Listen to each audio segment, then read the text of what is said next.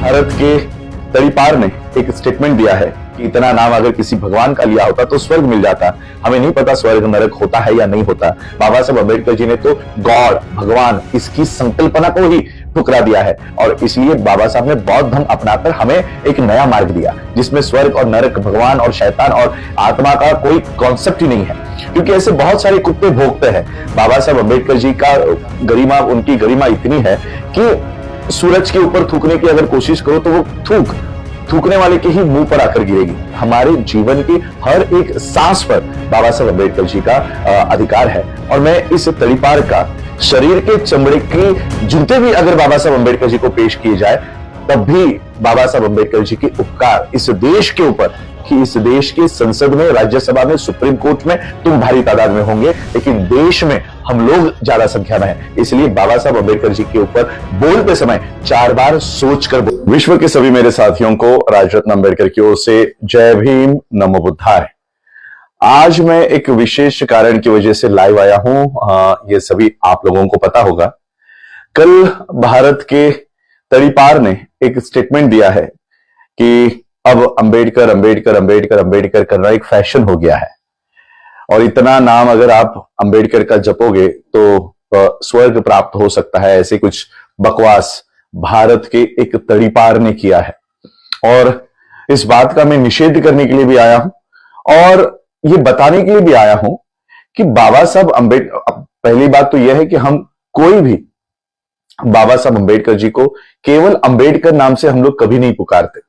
एक बहुत बड़ा अपमान भारत के संसद में भारत के संविधान निर्माता का आज खुलेआम हो रहा है।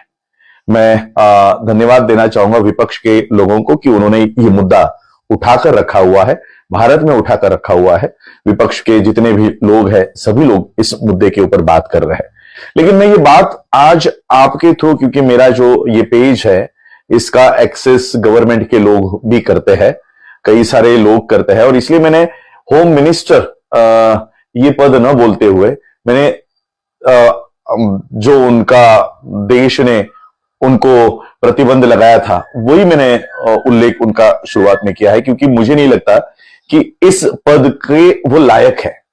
होम मिनिस्टर, एक देश का होम मिनिस्टर अगर ये कहे कि ईवीएम मशीन का बटन इतने जोर से दबाओ कि मुसलमानों को करंट लगना चाहिए, इस देश की 20% आबादी मर जाए, ऐसा अगर इस देश का गृह मंत्री, जिसकी जिम्मेदारी भारत के हर एक नागरिक की सुरक्षा करना होता है, अगर वो ऐसे स्टेटमेंट दे तो क्या ऐसे व्यक्ति को भारत का गृह मंत्री होना चाहिए? और इसलिए मैं उनको गृह मंत्री नहीं कह रहा हूं, जो तड़ीपारी उनको दी थी वो वही उनके लिए सही उपाधि होगी। मैं आज ये बात बताने के लिए आया हूं कि इनका कहना है कि इतना नाम बाबा साहब अम्बेडकर जी का अगर आप जपते किसी भगवान का जपते तो शायद आपको स्वर्ग मिल जाता। बाबा साहब अम्बेडकर जी ने हमें जीते जी स्वर्ग जैसा ये देश हमारे लिए मुहैया करवाया है। अब सोचिए, सुबह हम उठते हैं, सबसे पहला हम क्या करते हैं तो पानी पीते हैं। बहुत लोग शहरों में अब ये फैशन फैड हो गया है कि उठते ही गर्म पानी पीना है।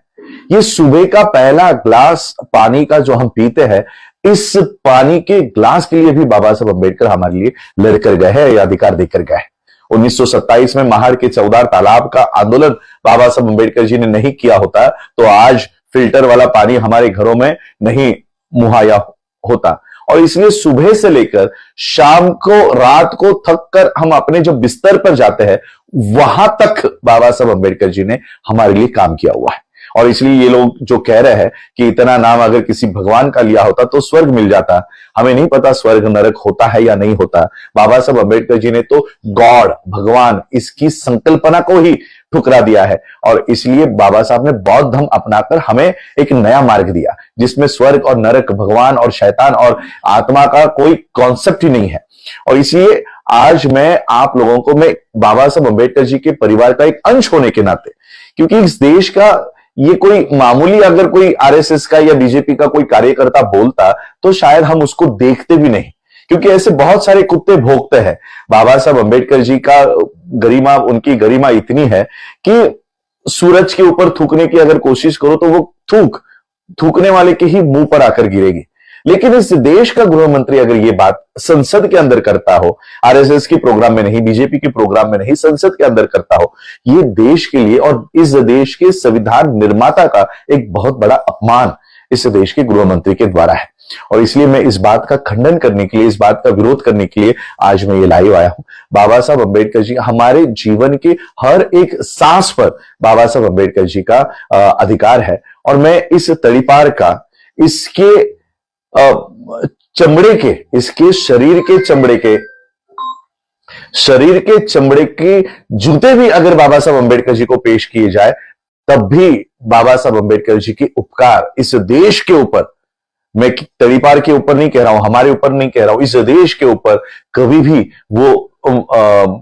भी हम उसको अदा नहीं कर सकते, वो खत्म नहीं कर सकते। और इसलिए मैं आज ये बात इन गवर्नमेंट के लोगों को, जो लोग मेरे पेज के ऊपर दिन रात वहां पर एनालिसिस करते रहते हैं, उनके लिए ये मैसेज देने के लिए आया हूं कि बाबा साहब अंबेडकर जी हमारे लिए भगवान से कई गुना बढ़कर है। हम भगवान तो मानते नहीं हैं, लेकिन बाबा साहब अंबेडकर जी हमारे लिए भगवान से कई ज्यादा बढ़कर है। बाबा साहब अंबेडकर जी ने इन भगवानों को ही हमारे हाथों से छुड़वा दिया। और मैं ये कहना चाहता हूं, अगर आपको कांग्रेस का विरोध करना है तो उस शब्द में कीजिए, बाबा साहब अंबेडकर जी का सहारा लेने की आप लोगों को जरूरत नहीं है। और इसलिए बाबा साहब अंबेडकर जी ने जो हमारे लिए काम किया हुआ है, ऐसे करोड़ों लोग हैं। यानी मैं पूरी यहां पर बाबा साहब की जीवनी नहीं बताना चाहूंगा, लेकिन पानी का अधिकार, रहने का अधिकार, जहां बाबा साहब अंबेडकर जी को इस बड़ौदा सरकार की नौकरी में ज्वाइन होना पड़ा, तब बाबा साहब अंबेडकर जी को एक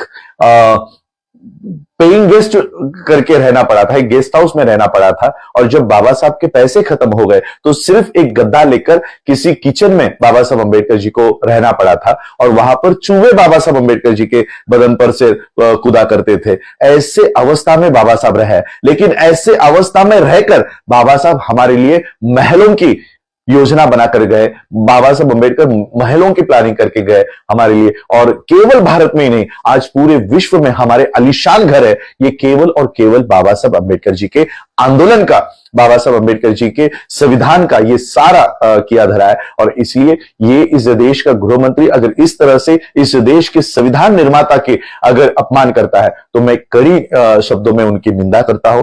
और आइंदा से मैं इस देश के चलाने वाले लोगों से ये अपील करना चाहूंगा, मैं हमेशा कहा है कि इस देश के संसद में, राज्यसभा में, सुप्रीम कोर्ट में तुम भारी तादाद में होंगे, लेकिन देश में हम लोग ज्यादा संख्या में हैं। इसलिए बाबा साहब अंबेडकर जी के ऊपर बोलते समय 4 बार सोचकर बोला करो। बस इसलिए इतना ही कहने के लिए मैं आया हूं। और कड़ी शब्दों में मैं इस देश के तड़ीपार की निंदा करता हूं। धन्यवाद। जय भीम। नमो बुद्धाय।